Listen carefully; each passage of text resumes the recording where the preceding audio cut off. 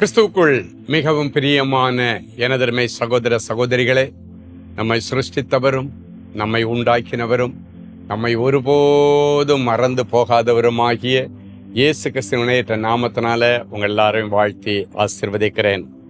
இந்த புதிய வருஷத்திலே 2026 வருஷம் ஜனவரி மாதம் 1ஆம் தேதி இந்த மங்கள வார்த்தை நிகழ்ச்சி மூலமாக உங்கள் ஒவ்வொருவரையும் நேரடியாக உங்கள் வீடுகளிலே பார்க்கிறது எனக்கு ரொம்ப சந்தோஷம். கர்த்தர் உங்களை ஆசீர்வதிப்பாராக. முதலாவது எங்களுடைய தேவனின் அன்பு ஊழியங்கள் சார்பாக, குடும்பத்தின் சார்பாக உங்கள் யாவருக்கும் 2026 புத்தாண்டு நல்வாழ்த்துக்களை தெரிவித்துக் கொள்கிறேன். கர்த்தர் உங்களை ஆசீர்வதிப்பாராக.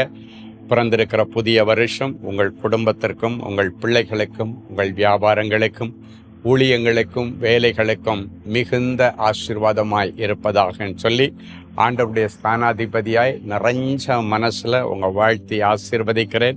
இந்த ஆசீர்வாதம் உங்கள் சிரசில் இருந்து இந்த வருஷம் முழுவதும் உங்களுக்கு நன்மையான ஈவுகளையும் பூரணமான வரங்களையும் செல்வங்களையும் கொடுத்து உங்களை ஆசீர்வதிப்பதாக சொல்லி மனதார ஆசீர்வதிக்கிறேன். கர்த்தர் நல்லவர், அவர் கிருபை என்றும் உள்ளது. சரி, எல்லாருடைய இருதயத்தில் இந்த புதிய வருஷத்தில் கர்த்தர் எனக்கு என்ன மங்கள வார்த்தை கொடுக்க போகிறாரோ, கர்த்தர் எனக்கு என்ன தீர்க்க தரிசன வார்த்தை வைத்திருக்கிறாரோ என்று ஆவலோடு எதிர்பார்த்து கொண்டிருக்கிற தேவனுடைய பிள்ளைகளை, இதோ உங்களுக்காக கர்த்தர் கொண்டு வருகிற மங்கள வார்த்தை. உபாகமத்தின் புஸ்தகம் 11ஆம் அதிகாரம் 11, 12 ஆகிய வசனங்கள் இப்படியாய் சொல்லுகிறது. நீங்கள் சுதந்திரிக்கப் போகிற தேசமோ மலைகளும் பள்ளத்தாக்குகளும் உள்ள தேசம். அது வானத்தின் மழை தண்ணீரை குடிக்கிற தேசம். அது உன் தேவனாகிய கர்த்தர் உன்னை விசாரிக்கிற தேசம். வருஷத்தின் தொடக்க முதல் முடிவு மட்டும் எப்பொழுதும் உன் தேவனாகிய கர்த்தரின் கண்கள் உன்மேல் வைக்கப்பட்டிருக்கும். இந்த வருஷத்தின் தொடக்க முதல் முடிவு வரைக்கும் உங்கள் தேவனாகிய கர்த்தருடைய கண்கள் உங்கள் மேல் வைக்கப்பட்டிருக்கும் என்று என் ஆண்டவர் உங்களோடு கூட பேசுகிறார். சரி, வருஷத்தின் தொடக்கம் 2026 வருஷத்தை இப்போதான் நம்ம தொடங்கி இருக்கிறோம். இந்த தொடக்கத்தின் நேரத்திலிருந்து இந்த வருஷம் முடிகிறது வரைக்கும் ஆண்டவருடைய கண்கள் உங்கள் மேலே பதிந்திருக்குமாம். நீர் என்னை காண்கிற தேவன் என்று அன்றைக்கு ஆகார் வனாந்தரத்திலே என் ஆண்டவருக்கு ஒரு பெயரை சூட்டினாள். நீர் என்னை காண்கிற தேவன். யாருமே என்னை கண்டுக்காத நேரத்தில் நீங்க இந்த வனாந்தரத்தில் ஒதுக்கப்பட்ட நிலைமையில கிடக்கிற என்ன, மரணத்தின் விளிம்புல கிடக்கிற என்ன, பிள்ளத்தாட்சியாய் இருந்தும் எல்லாராலும் புறக்கணிக்கப்பட்ட என்ன, நீர் இந்த வனாந்தரத்திலே கண்டீர், என்னை ஆறுதல் படுத்தினீர், என்னை தேறுதல் படுத்தினீர். ஐயா, உமக்கு நன்றி, நீர் என்னை காண்கிற தேவன் என்று அந்த ஆண்டவருக்கு பெயர் சூட்டினதை நாம் பார்க்கிறோம். இந்த வருஷம் ஆண்டவருடைய கண்கள் உங்க மேல பதிந்திருக்கும் பொழுது ஒரு நாள் வரும்போது நீங்க சொல்லுவீங்க, என் தேவனாகிய கர்த்தருடைய கண்கள் என் மேல இருக்கிறது, அவர் என்னை காண்கிற தேவன், என் பிரச்சனைகளை பார்க்கிற தேவன், என் சூழ்நிலைகளை பார்க்கிற தேவன் என்று சொல்லி ஆண்டவரை நீங்க துதிக்கிற அளவுக்கு ஒவ்வொரு நாளும் ஆண்டவருடைய பார்வை உங்கள் மேலே பதிந்திருக்கும். எங்க போகிறதுன்னு வழி தெரியாம வனாந்தரத்தில் நின்று கொண்டிருந்த அந்த ஆகாரை சந்தித்து அவளுக்கு ஆறுதல் வார்த்தை சொல்லி அவளை வீட்டிற்கு திருப்பி அனுப்பி ஆசீர்வதித்த தெய்வம் உங்களுடைய வாழ்க்கையிலும் அப்படிப்பட்ட காரியங்களை செய்வாராக. என் அன்பு தேவனுடைய பிள்ளைகளே, இந்த நாளிலே அப்படிப்பட்ட அதிசயங்களே இந்த வருஷம் முழுவதும் நீங்கள் எதிர்பார்த்து கொண்டே இருங்கள். எதெல்லாம் முடிஞ்சிருச்சு, அவ்வளவுதான், இதுக்கு மேல வர்ற வழி இல்லை, அவ்வளவுதான், இது அடக்கம் பண்ணப்பட வேண்டிய சூழ்நிலை தான், இது அடக்கம் பண்ணியாச்சு அப்படின்ற சூழ்நிலையில ஃபைல் எல்லாம் க்ளோஸ் ஆச்சு, இதுக்கு மேல இந்த ஃபைல் ஓபன் பண்ண முடியாது என்று சொல்லுகிற அந்த சூழ்நிலையில அந்த ஃபைல்களுக்கெல்லாம் உயிர் கொடுத்து உன்னுடைய வாழ்க்கையில ஒரு இன்ப சந்தோஷ செய்திகளை கர்த்தர் இந்த வருஷத்திலே கொடுப்பார். ஸோ ஆண்டவருடைய மேற்பார்வையிலே உங்கள் குடும்பம், உங்கள் பிள்ளைகள், உங்களுடைய கூடாரங்கள் எல்லாம் வந்து நிற்கிறதை இந்த புதிய வருஷத்திலே நான் கண்டு கர்த்தருக்கு நன்றி செலுத்துகிறேன். வேதம் சொல்லுகிறது, கோழி தன் குஞ்சுகளை இறக்கைக்குள்ளே கூட்டி சேர்க்கிறது போல ஆண்டவர் தன்னுடைய பிள்ளைகளை கூட்டி சேர்க்க மனதாயிருக்கிறார். இந்த புதிய வருஷத்துல ஆண்டவர் தீர்க்க தரிசனமாய் சொல்லுகிறார், பிரிந்து போன உன்னுடைய குடும்பம், அங்கும் இங்குமாக சிதறி கிடக்கிற உன்னுடைய குடும்பத்தை கோழி தன் குஞ்சுகளை இறக்கைக்குள்ளால கூட்டி சேர்க்கிறது போல ஆண்டவர் கூட்டி சேர்க்கிற ஒரு வருஷமாக கர்த்தர் இந்த வருஷத்தை முடிசூட்டி தருகிறார். குடும்பத்தில் இருக்கிற பிரிவினைகளை மாற்றுகிறார். காணாமல் போன என் பிள்ளை வரவில்லையே, என்கிட்ட கோவிச்சிட்டு போன பிள்ளை இன்னும் வரவில்லையே, எங்க போனேன்னே தெரியாது என்னுடைய புருஷன் இன்னும் வரவில்லையே, மனநிலை பாதிக்கப்பட்ட என்னுடைய தாயார் எங்க போனாங்கன்னு தெரியாது வரவில்லையே என்றெல்லாம் சொல்லி அழுது கொண்டிருக்கிற தேவனுடைய பிள்ளைகளே, இந்த புதிய வருஷத்துல அப்படி உங்களை விட்டு காணாமல் போனவர்கள், தொலைந்து போனவர்கள், உங்களிடத்துல சண்டை போட்டுட்டு வரவே மாட்டேன்னு சொல்லிட்டு போனவர்கள் எல்லாரையும் ஆண்டவர் கூட்டி சேர்த்து இந்த புதிய வருஷத்துல ஒரு குட்டி பரலோகமாக உங்கள் குடும்பத்தை மாற்றி தன்னுடைய பார்வைக்குள்ளேயே வச்சு அழகு பார்ப்பேன் என்று ஆண்டவர் சொல்லுகிறதற்காய் என் ஆண்டவரை நான் துதிக்கிறேன், ஸ்தோத்தரிக்கிறேன். சரி, ஆண்டவருடைய பார்வையில நீங்க வரும் பொழுது என்னென்ன நடக்கும் அப்படின்னு பார்த்தீங்கன்னா, அந்த 11வது வசனம் சொல்லுகிறது, நீங்கள் சுதந்திரிக்க போகிற தேசமோ மலைகளும் பள்ளத்தாக்குகளும் உள்ள தேசம். நீங்கள் சுதந்திரித்திருக்கிற இந்த புதிய வருஷத்துல மலைகளும் பள்ளத்தாக்குகளும் உள்ள தேசத்தினுடைய அனுபவங்களை நீங்கள் பார்ப்பீர்கள். இது என்ன பிரதர், மலைகளும் பள்ளத்தாக்குகளும் உள்ள தேசம் அப்படின்னு சொல்லப்பட்டிருக்குன்னா, நீ குடியிருக்கிற தேசத்துல ஆண்டவர் மலைகளும் பள்ளத்தாக்கும் உள்ள ஒரு தேசமாக அந்த தேசத்தை, அந்த பட்டணத்தை உனக்கு மாற்றி தருவார். இந்த மலைகளும் பள்ளத்தாக்குகளும் எதற்கு அடையாளம் அப்படின்னு பார்த்தீங்கன்னா, இந்த மலைகளிலிருந்து தான் நதிகள் உருவாகிறது. இந்த மலைகளிலிருந்து தான் நீர் அப்படியே இறங்கி வருகிறதை பார்க்க முடியும். மலைகளிலிருந்து அருவி கீழே இறங்கி வந்து அந்த பள்ளத்தாக்குகளில் இருக்கிற அங்க இருக்கிற செடிகளுக்கும் மரங்களுக்கும் அங்க இருக்கிற எல்லா புல் பூண்டுகளுக்கும் அது உயிர் கொடுக்கிறது, அவற்றை வாழ வைக்கிறது. ஆண்டவர் சொல்லுகிறார், இந்த வருஷத்துல மலைகளும் பள்ளத்தாக்குகளும் உள்ள ஒரு நல்ல வாழ்க்கையை நீங்கள் அனுபவிப்பீர்கள்.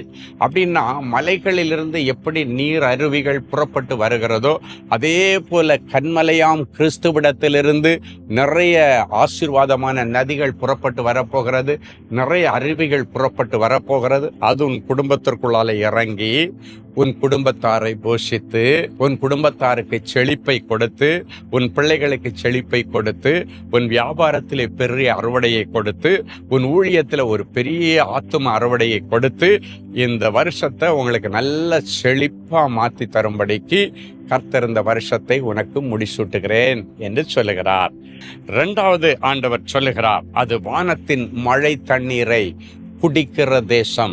அன்றைக்கு ஆண்டவர் இஸ்ரவேல் ஜனங்களுக்கு கொடுத்த புதிய தேசம் மழை தண்ணீரை உறிஞ்சி குடித்து வைத்திருக்கிற தேசம் என்று இந்த வசனம் சொல்கிறது.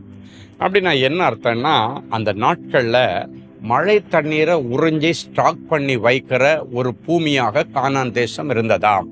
இந்த வருஷத்துல மழை தண்ணீரை உறிஞ்சி சேகரித்து வைக்கிற அந்த வாழ்க்கை, ஆசீர்வாதமான செல்வங்களை சேகரித்து உறிஞ்சி ஸ்டாக் பண்ணி வைத்து பஞ்சகாலங்கள் வரும் பொழுதும் அதை மீட் அவுட் பண்ணக்கூடிய ஒரு பெரிய விளைச்சலை கர்த்தர் கொடுக்கிறது மாத்திரமல்ல, சேமிக்கிற கிருபை. என் அன்பு தேவனுடைய பிள்ளைகளை, இவ்வளவு வருஷமும் எனக்கு எந்த சேமிப்பும் இல்லை, என்னால் ஒரு சென்ட் இடத்தை வாங்க முடியலை, ஒரு 6 அடி மண் என்னால் வாங்க முடியலை என்றெல்லாம் சொல்லுகிற பிள்ளைகளுக்கு ஆண்டவர் தீர்க்க தரிசனமாய் சொல்கிற இந்த புதிய வருஷத்தில் ஆண்டவருடைய கிருபையினால அரசு முத்திரையிடப்பட்ட பத்திரங்கள் உங்கள் வீடுகளுக்குள்ளால வரும். ஆண்டவர் உங்களுக்கு நல்ல செல்வங்களை சேர்க்க, நல்ல வீடு வாசலை கட்ட கர்த்தர் உதவி செய்வார்.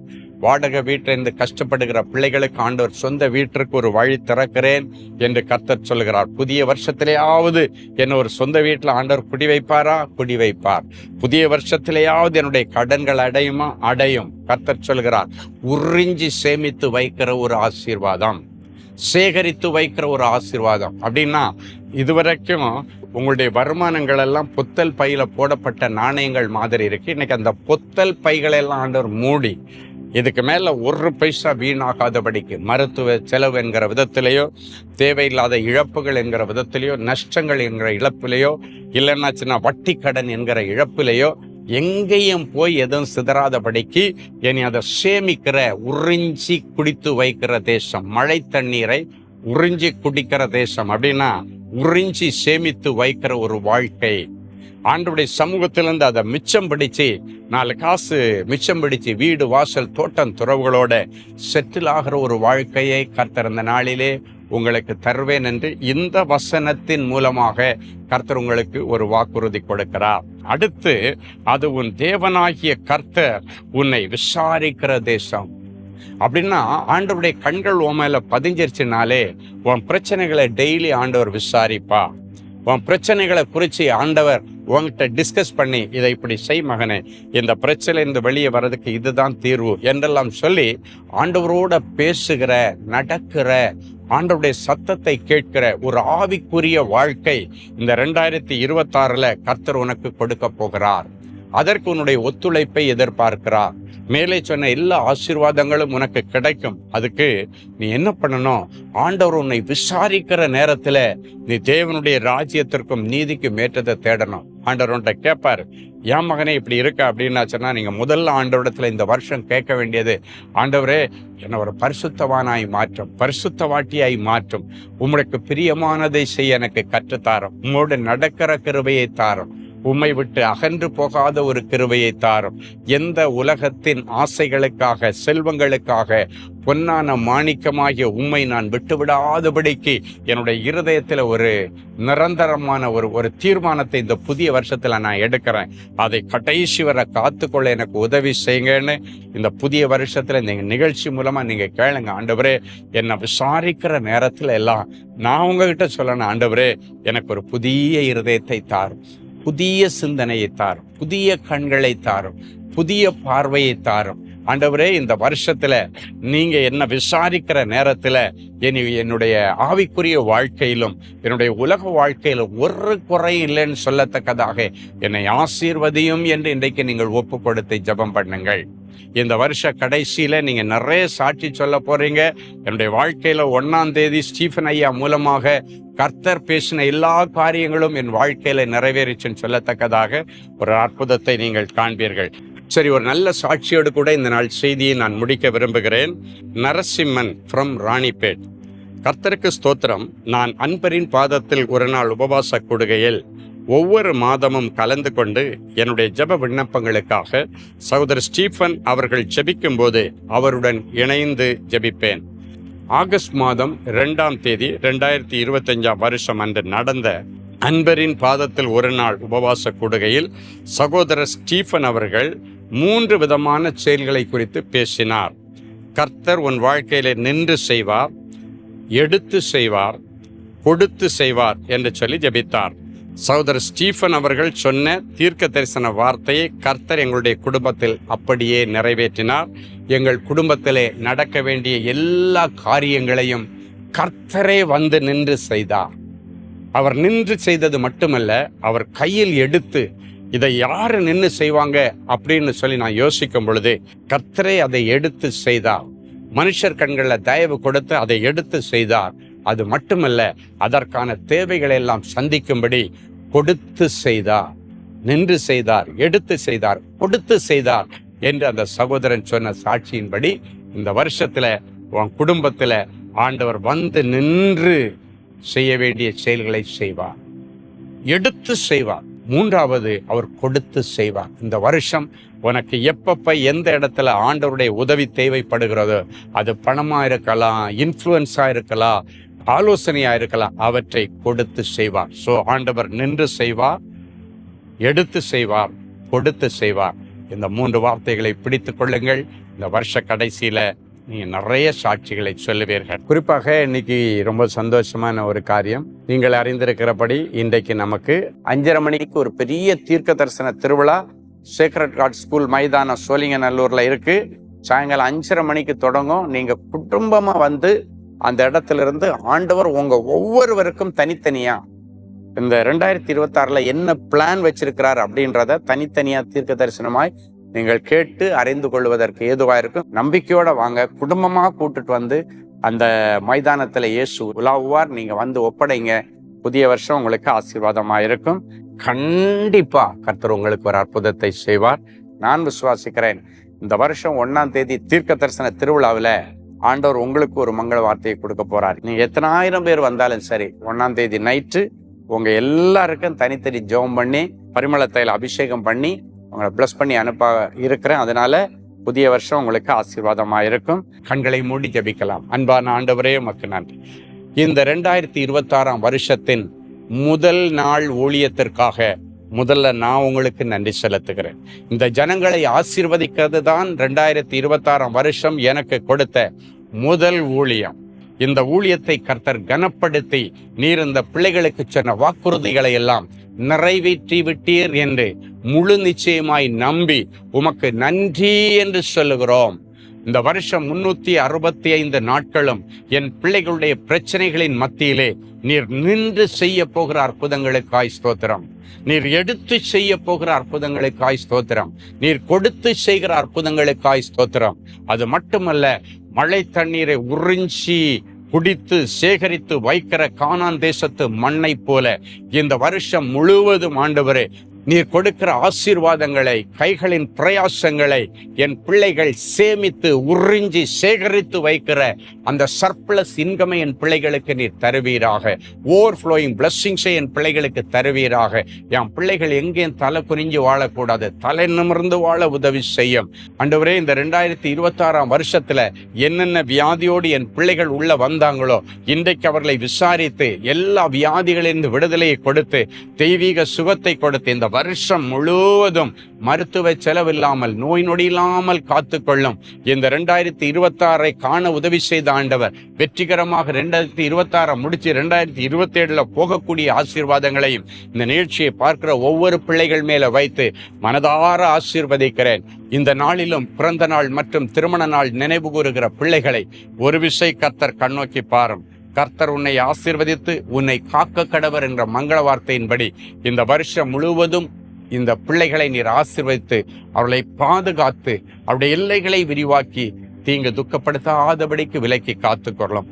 யாபேஸ் வேண்டியதை அப்படியே கொடுத்த ஆண்டவர் என் பிள்ளைகளுக்கும் கொடுத்து நீர் அப்படியே அற்புதங்களை செய்யும். இயேசுவின் மூலம் பிதாவே, ஆமென்.